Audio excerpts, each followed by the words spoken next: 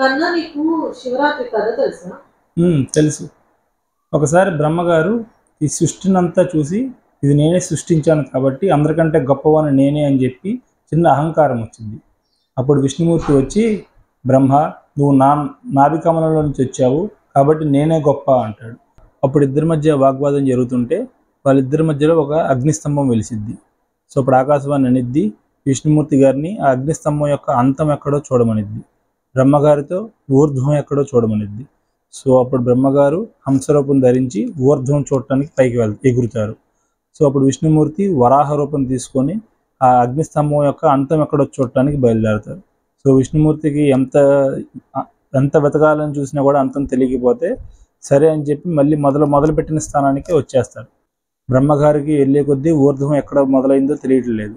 So అప్పుడు బ్రహ్మగారు తిరిగి వచ్చేటప్పుడు సో దొంగ సాక్ష్యాలను తీసుకొస్తారు, పొగలి పువ్వుని మరియు ఆవుని. సో ఇద్దరికి చెప్తారు, సో నేను అక్కడికి వెళ్తాను, అక్కడ మీరు నాకు సాక్ష్యం చెప్పాలి అని చెప్పి తీసుకొస్తారు.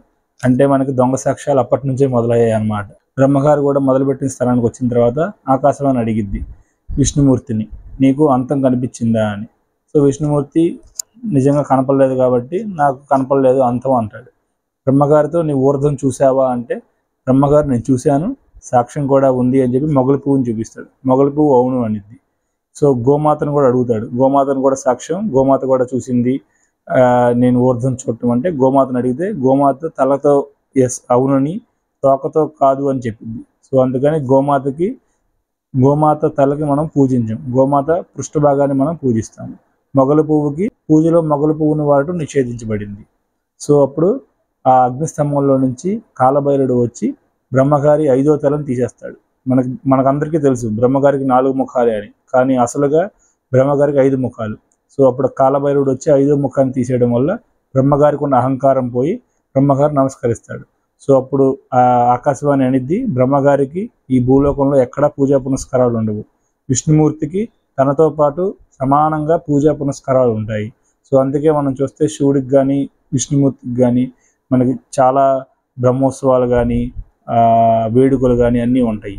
దీన్ని బట్టి మనకేమర్థమైంది అంటే ఒక అబద్ధం చెప్పడం వల్ల బ్రహ్మగారికి పూజా పునస్కారాలు మొత్తం పోయినాయి.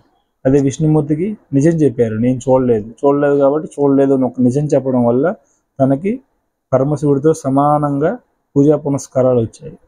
సో మనం నేర్చుకోవాల్సింది కూడా అదే, ఏదన్నా తెలిస్తే తెలుసని చెప్పు, తెలియకపోతే తెలియదని చెప్పు. ఇది మనం ఈ శివరాత్రి కథ నుంచి మనం నేర్చుకోవాల్సింది. ఆ అగ్నిస్తంభమే మనకి అరుణాచలం. ఓం అరుణాచల శివ, అరుణాచల శివ, అరుణాచల శివ.